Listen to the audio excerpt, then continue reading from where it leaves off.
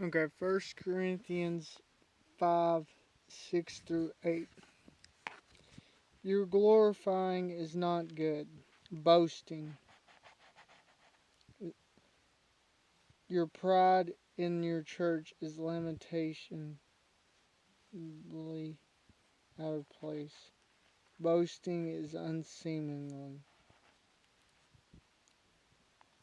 Know ye not that a little leaven leaveth the whole lump? A little yeast makes the whole dough sour. So what it's saying is your boasting is ruining the mood, the integrity of the entire church. You're corrupting them because you're being boastful in yourself. You're making this whole congregation prideful. And when we come to pride, that's what we do. It taints the whole. That's why we're to stay humble. When we're humble, it betters everybody around us. When we're prideful, it tears everybody around us down. Purge out therefore the old leaven. Now he ain't saying remove this person. He's saying stop being prideful. Get rid of this sin in your life. Cleanse out. Clear out every bit of old yeast. And there comes a point in time where we need to remove these things in our lives so that we better it instead of condemning the church as a whole. That ye may be a new lump as ye are unleavened, for the fact that you are free from that leaven. So that the lump may be as lump of fresh dough unleavened, bread as new baking, as if it were unleavened Passover bread.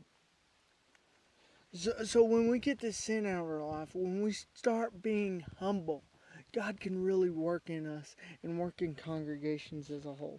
For even Christ, our Passover sacrifice, Christ, our Passover, is sacrificed for us. For indeed Passover has begun. The sacrifice is offered Christ himself. We Christians have had a Passover lamb sacrifice for us, none other than Christ himself. So what it's reminding is you have nothing to boast about because Christ finished it. Our boasting should be in him. What he goes on to say, in fact. Therefore let us keep the feast not with old leaven. Celebrate the festival. Let us celebrate the festival with old, not with old leaven.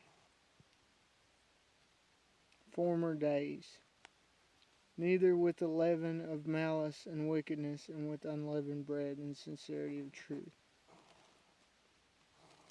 Okay, so what's Paul saying here is, okay, you want to keep celebrating the Passover, that's good. But remember, Jesus is the Passover lamb. We have much more to celebrate for it than this simple. And he's like, do not forget that. Don't think doing this Passover cleanses your sins because Jesus did. Yeah, you can celebrate Passover, but remember what Jesus did because he completed it. To remember and celebrate these things would have been good. Because it still would have been a memory of what God did with them in Egypt as a people. But for many, it was pulling them away from what Christ did. And that's what Paul's warning about. When traditions keep us from recognizing God, then traditions become bad. And that's where it's at.